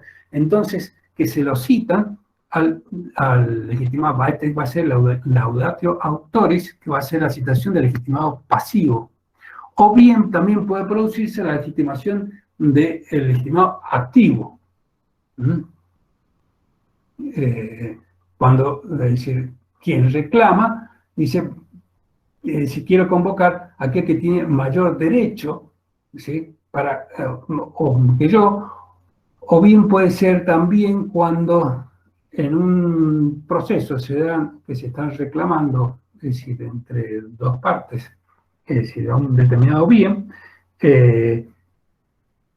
la restitución de un determinado bien, el demandado puede decir, mire, es decir, acá el verdadero legitimado activo, el que tiene la posesión, es este otro tercero, ¿sí?, que venga e integre la situación, es decir, como actor. Este tercero, porque este primus ha sido cedente, supongamos, ¿sí?, a este tercero le ha cedido la posesión y este tercero se lo ha otorgado a este demandado. Y supongamos que primus está demandando por, es decir, reivindicación al demandado, donde ha sido cedido su derecho, es decir, o le han otorgado su derecho, este cesionario, ¿sí? Mejor dicho, este cedente, perdón. ¿Se entendió esto? Me gustaría con un pizarrón mostrarle para que podamos hablar mejor. Es decir, Profe, sí. Sería un ejemplo en este caso, supongamos que se ha producido una locación o un comodato, una cosa mueble no registrable y, digamos, una persona ejerce la acción de reivindicación contra el tenedor incorrectamente, porque dice ser propietario, y el tenedor dice, no, yo celebré un contrato de locación, y ahí llamaría al poseedor, que sería el representante, porque él estaría representando la posesión. A la situación del llamado legitimado pasivo. Claro, así más o menos sería. El legitimado activo, donde tenemos dos partes, supongamos que el actor, que fue dueño de un bien, ¿sí? O era dueño, vendió una parte a un tercero que está afuera, y se encuentra con que hay dentro del inmueble que era antes de su propiedad, hay un poseedor, o hay alguien que está trabajando en ese inmueble. Entonces lo demanda por reivindicación, y el demandado dice, mire, usted no es el dueño de ese inmueble. El dueño de ese inmueble es este tercero. Y estoy llamando a este tercero para que integre esta relación. ¿Sí? Perfecto, gracias. Y cuando integre lo va a hacer de un modo excluyente. Claro, porque está diciendo, bueno, acá no, es decir, no tiene, es decir, este supuesto actor no tiene por qué estar. Deja de ser tercero y pasaría a ser parte. Bueno, ahí está, para Podetti sigue siendo tercero. ¿Sí? Para el Código de la Nación deja de ser tercero y pasa a ser parte. ¿Sí? Sí, gracias. Y luego tenemos la coadyuvante, la no excluyente, es decir, la intervención en interés propio, originario, directo y no excluyente. Y acá tenemos la legitimación voluntaria, ¿sí? O facultativa, y la legitimación necesaria. Que acá le decía, es decir, donde tenemos la necesaria anómalo, donde ahí dice intereses diversos y el consorcio necesario propio con intereses comunes.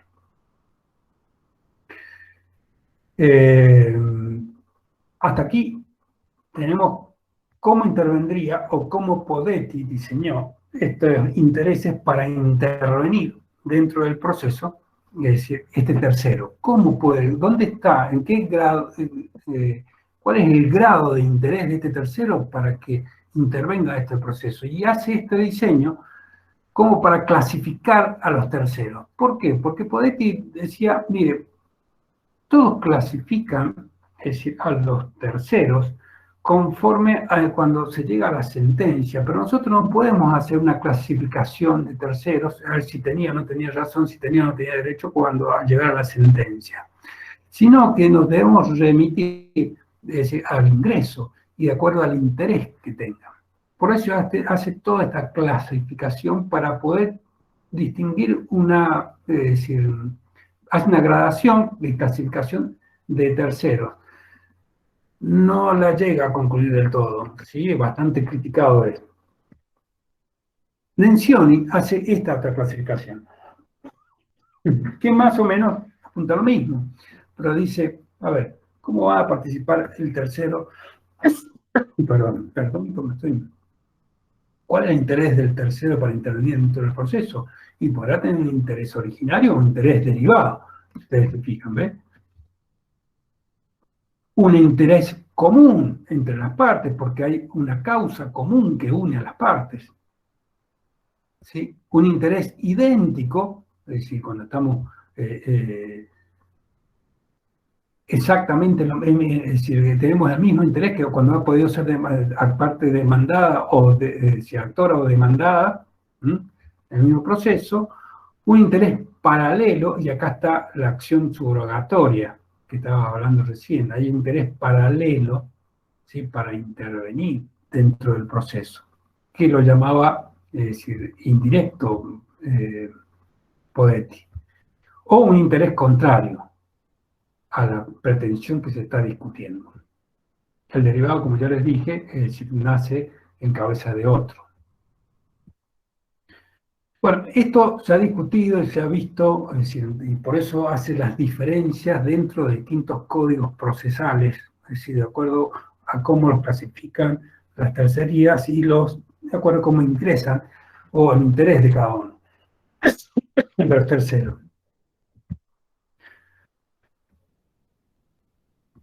Dice, ¿cuál es la forma de acceso, es decir, del tercero al proceso? Acá tiene diferentes formas del tercero al proceso. ¿Cómo va a intervenir? ¿Cómo va a ingresar?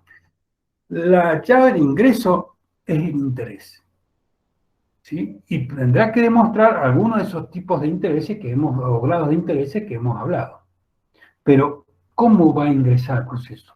Y puede ser por una intervención espontánea o voluntaria al proceso cuando es convocado, ¿sí? cuando es decir, él mismo se presenta, y acá tenemos, es decir, una intervención voluntaria excluyente en el artículo 105, inciso B, es decir, el trámite en el 106, es decir, y una intervención voluntaria coadyuvante, el artículo 109.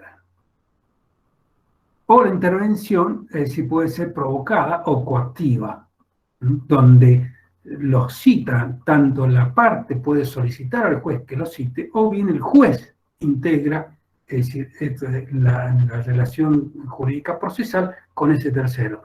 Y ahí tenemos el artículo 107 y 110 nuestro, ¿sí? De nuestro código.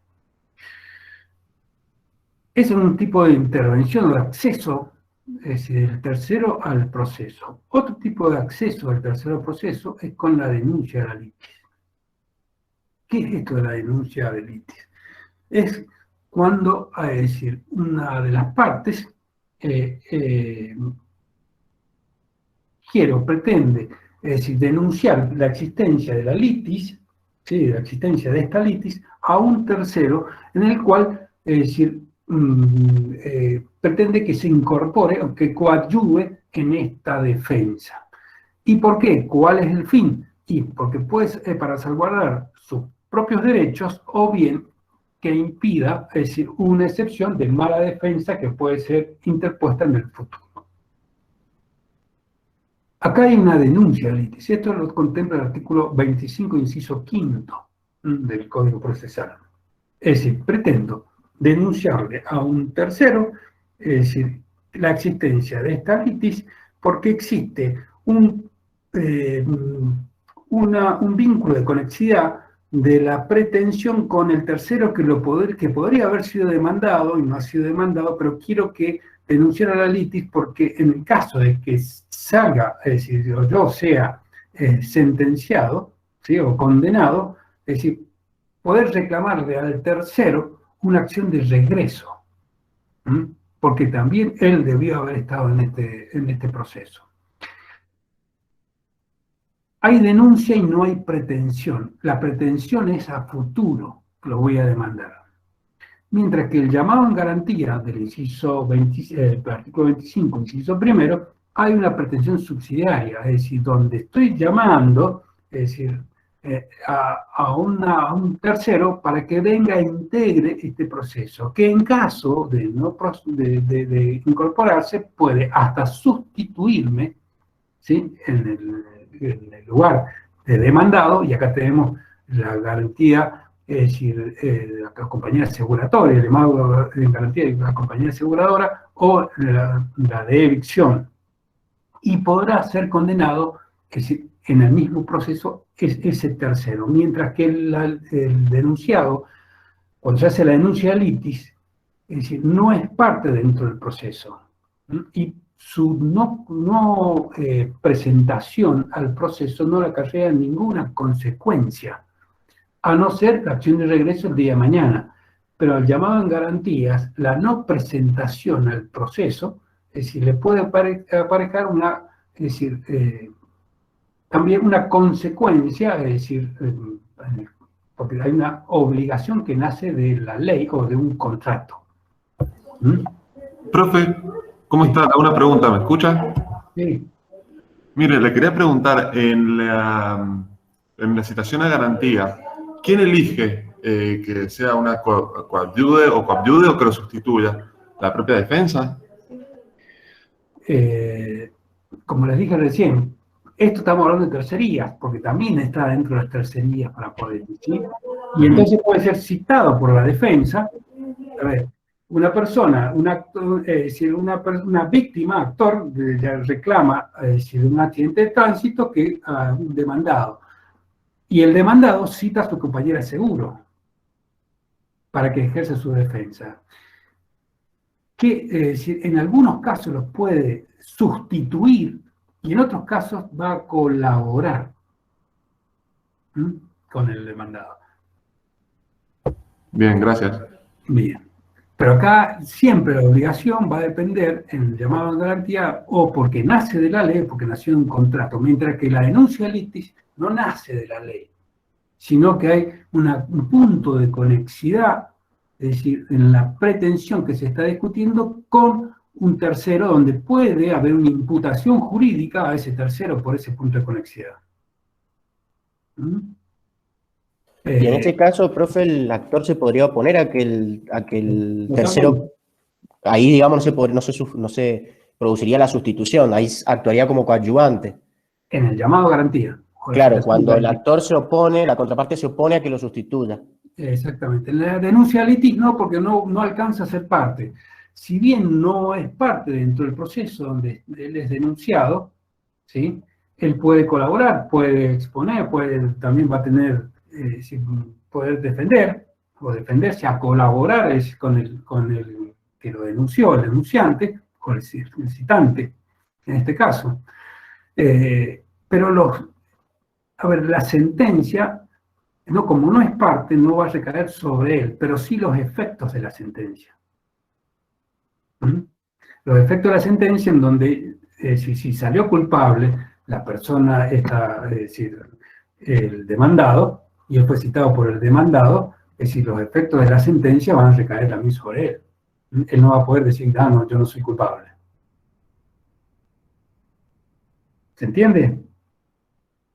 Por eso que el día de mañana podrá haber, es decir, primero no va a poder, el citante no va a poder, el citado, mejor dicho, que los trajeron a la denuncia litis, no va a poder oponer una excepción de mala defensa del citante, sino que directamente se va a tener que responder por las consecuencias de esa cosa juzgada que hizo. Por eso le digo, con los efectos de esa cosa juzgada le recaen. Ahora, no va a poder ser condenado dentro de ese proceso, el denunciado. El llamado en garantía, sí, porque tiene una obligación y va a poder ser condenado y condenado en costas, el citado en garantía. ¿Se dan cuenta de la diferencia? Entonces, por eso decimos que siempre... Sí, profe. Acá, porque siempre hay una confusión entre la denuncia de litis y el llamado en garantía, pero en una hay, es decir, solo una denuncia y no hay pretensión, por eso se los coloqué acá. Mientras que en la otra existe una pretensión, que es subsidiaria porque está en la ley o porque está en el contrato, pero está la pretensión de que venga con defensa. Profe, y un ejemplo de denuncia de litis, yo leí en el código comentado de Jerónimo Di Paola, un ejemplo en el que, por ejemplo, un médico opera mal y tiene, no sé, algún problema de salud el paciente. Entonces el paciente demanda no al médico, sino a la empresa. Entonces la empresa donde trabaja el médico hace la denuncia de litis con el médico. ¿Está bien eso? Sí, porque lo que está haciendo, está diciendo, venga usted a colaborar conmigo, en este caso sería clínica, venga usted a colaborar conmigo, porque en caso que yo salga condenado, voy a ir con una acción de regreso en el futuro, es decir, en contra suya. ¿Se entiende? Perfecto, profe, gracias. Y venga a colaborar en este proceso y que el día de mañana, si no se presentan, es decir, que no pueda llegar a oponer una excepción por mala defensa que hizo digamos, el sanatorio, la clínica. ¿Ah? La clínica, digo. Clínica. Gracias, profe. Bien. Otra forma de intervenir, es decir, de los terceros, es con la integración de la litis. Es decir, y acá la integración de la litis es cuando se da un liticonsorcio inescindible. Y acá tenemos el artículo 45 y el artículo 107. Donde podrá integrarse la litis o deberá integrarse la litis para que tenga eficacia es decir, esta sentencia. Estos son los liticonsorcios inescindibles, o consorcios necesarios. Pero si ustedes se ponen a ver, es decir, tanto denuncia litis como llamado en garantía, es decir, buscan integrar la litis. Entonces dependen del autor que ustedes vayan a leer, van a ver estos tres conceptos, o diferentes o parecidos. También hay, es decir, autores que entienden que la denuncia de litis abarcaría el llamado en garantía y la integración de la litis. Lo que pasa es que integración de la litis siempre estamos hablando que en forma coactiva estoy solicitando que venga y ocupe un lugar, ya sea tanto como coadyuvante, ¿sí? Uno de los litigantes. Por eso van a ver que hay autores que hablan de denuncia litis y es integral, es decir, es amplia el concepto de denuncia litis.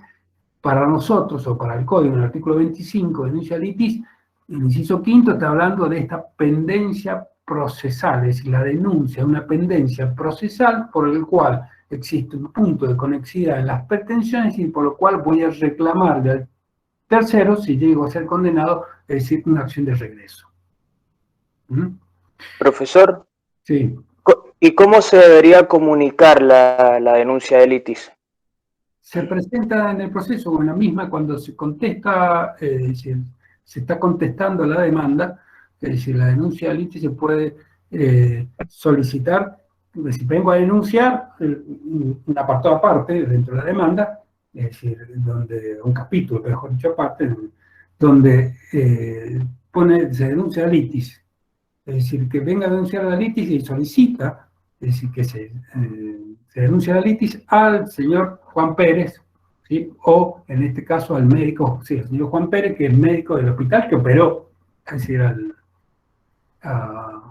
que hay un punto de conexidad del hecho que puede ser provocado por esta persona. Eso no significa que el médico vaya a ser parte dentro de la acción de responsabilidad civil que existe entre la víctima y el sanatorio o la clínica, ¿sí? Pero sí, el día de mañana podrá podrá iniciarse una acción de regreso contra el médico. Y el médico no va a poder oponer una excepción de mala defensa. Estas son las formas de ingreso. Entonces, la llave de ingreso es el interés del tercero, o el interés que tengan los terceros, como ya hemos visto, y esa gradación de esos grados de interés, ¿sí?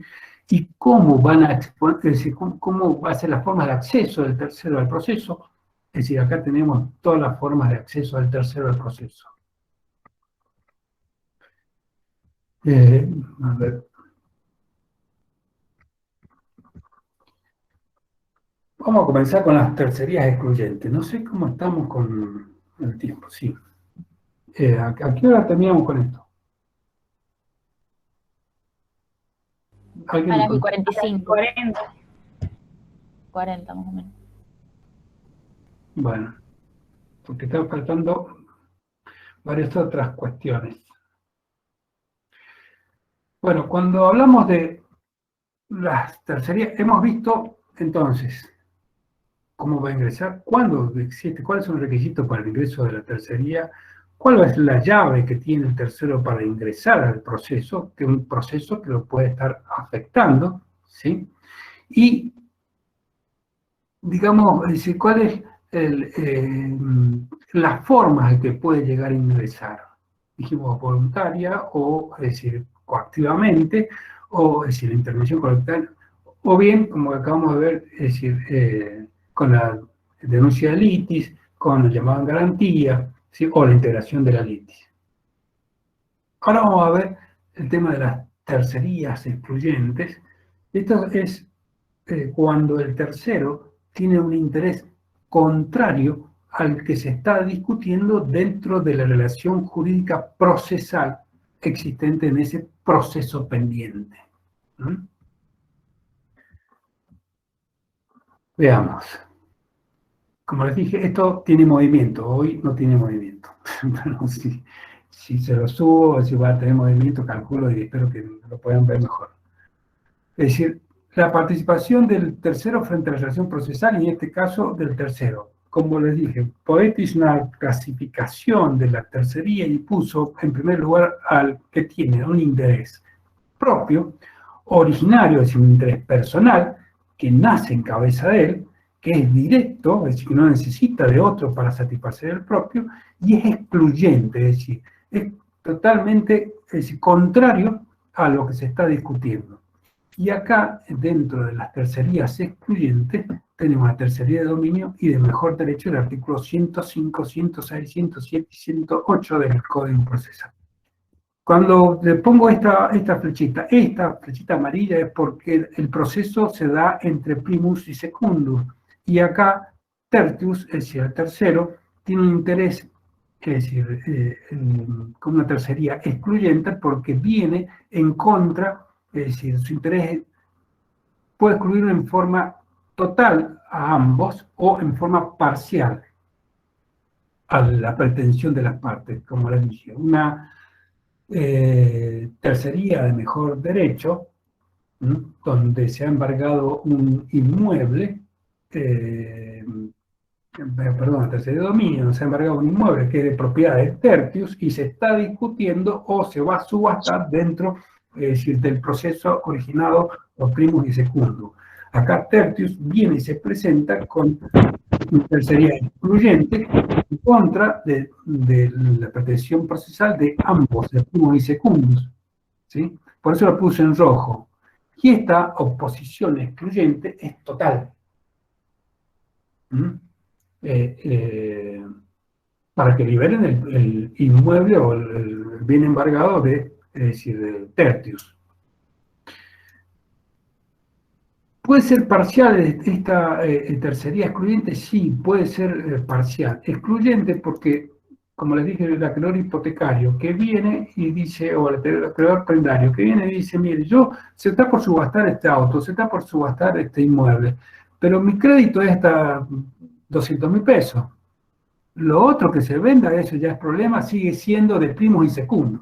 Pero yo voy a cobrar primero mis 200.000 pesos. ¿Sí? Y es una tercería excluyente. ¿Se entiende? Tiene un interés propio, originario, directo y excluyente.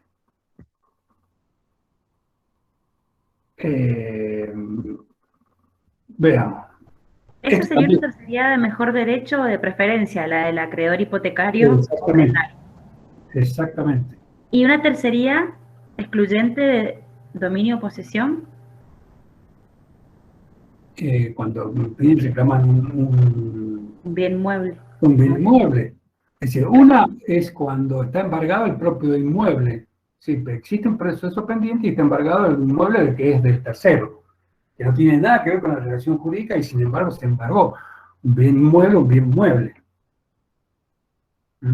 Profe, esto no es medio difícil que se dé con bienes registrables, digo, se daría más que nada con bienes, cosas muebles no registrables, podría llegar a ser que aparezca un tercero y que no esté en ningún registro de que él es el propietario, pero lo demuestre con facturas o con testigos, porque si no aparecerían los registros, digamos, y ahí tendría que integrar la litis al juez de oficio. ¿Qué puede llegar a pasar?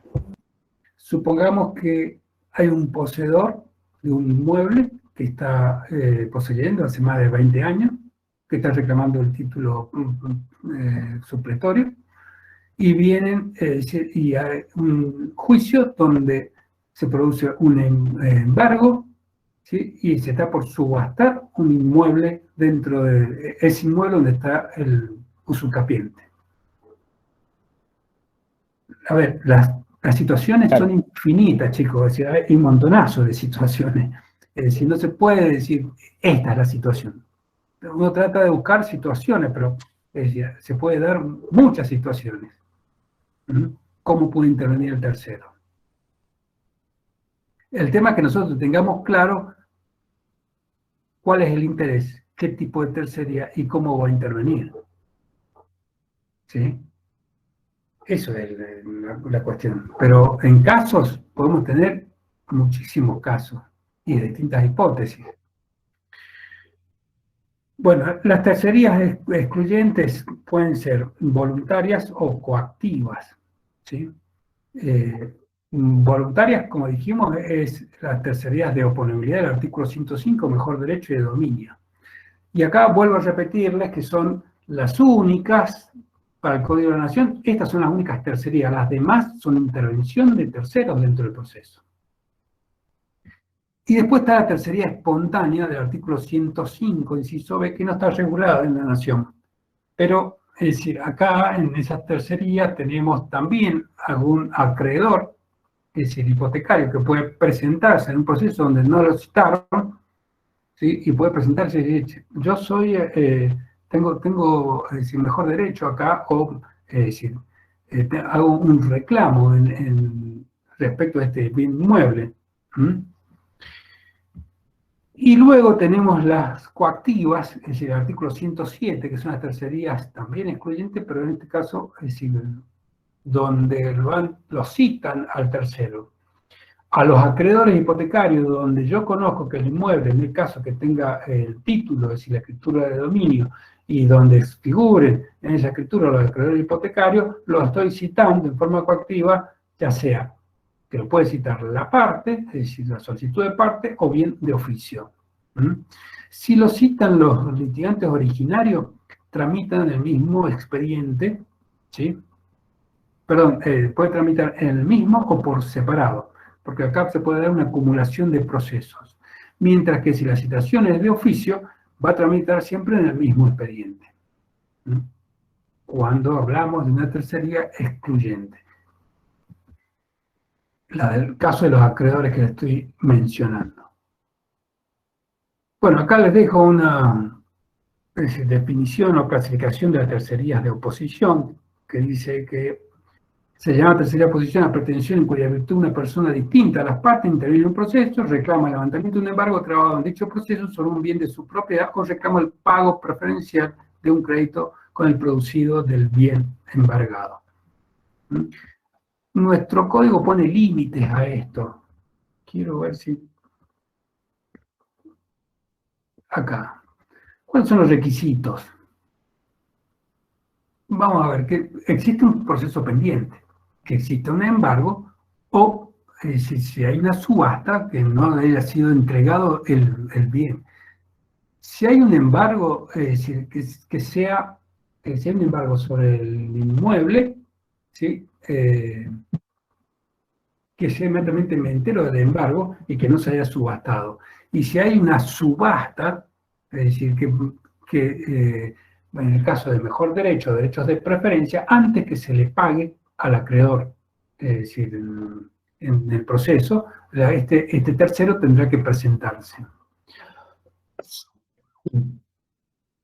Bueno, acá justamente le pongo el tiempo. En la tercería de dominio, antes de la entrega a la posesión, y en la tercería de mejor derecho, antes del pago.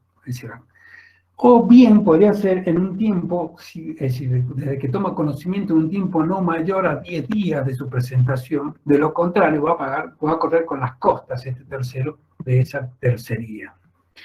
El trámite se da un trámite que se presenta como si se presentara una demanda con todas las, es decir, ofreciendo pruebas, y es decir, lo esencial es ofrecer, es decir, ese documento fehaciente que, es decir, verosímiles del derecho o fianza que estoy acreditando, donde yo tengo que acreditar la verosimilitud del derecho que tengo o la fianza, ¿sí? En este trámite. Dependiendo de qué tipo de documento se presente, se va a dar la suspensión del proceso o no se va a dar la suspensión del proceso principal. O bien, puede ser que se presente, es decir, de la tercería de dominio, es decir, que se dé un trámite sin la tercería, sino que se dé un trámite incidental, donde se presenta y dicen, señor juez, es decir, el inmueble que usted está por rematar es mío, acá le acompaño el boleto de compraventa y tengo la posesión hace 20 años, o 15 años, 10 años. Y si no, venga y vea. Entonces, cuando esto es decir, se acredita la posesión fácilmente de ese inmueble o de las cosas, supongamos que sean cosas muebles, ¿sí? La posesión no la tiene ningún actor ni el demandado, ¿sí? O el demandado, sino que la tengo yo hace 20 años, a la posesión, y tengo el documento de compraventa. Entonces, con esa, es decir, esos documentos, con esa prueba, y más la posesión efectiva, demostración de posesión efectiva, se puede dar por un trámite incidental sin hacer el trámite de la tercería, que es decir, si bien es sumario, es decir, es un poco más extenso, e incluso si el juez considera que entorpece los trámites del proceso principal o no hay fehaciencia en la prueba que se presenta por la solicitud de derecho, es decir, puede hacer que tramiten en un proceso aparte del proceso principal. ¿Se entiende esto? ¿Qué es lo que determina el código, nuestro código? Bueno, y acá... Profe, sí. disculpe, falta mucho para que termine la clase porque 45 rendimos títulos. No, vamos a hacer una cosa, si quieren la terminamos acá, porque lo único que me queda es hablar del artículo 105, es decir, lo que determina el 105, que es lo que veníamos hablando, y después quedan tercerías coadyuvantes. Y terminaríamos el miércoles, así que si ustedes quieren los dejo libre para que vayan al rendir el parcial.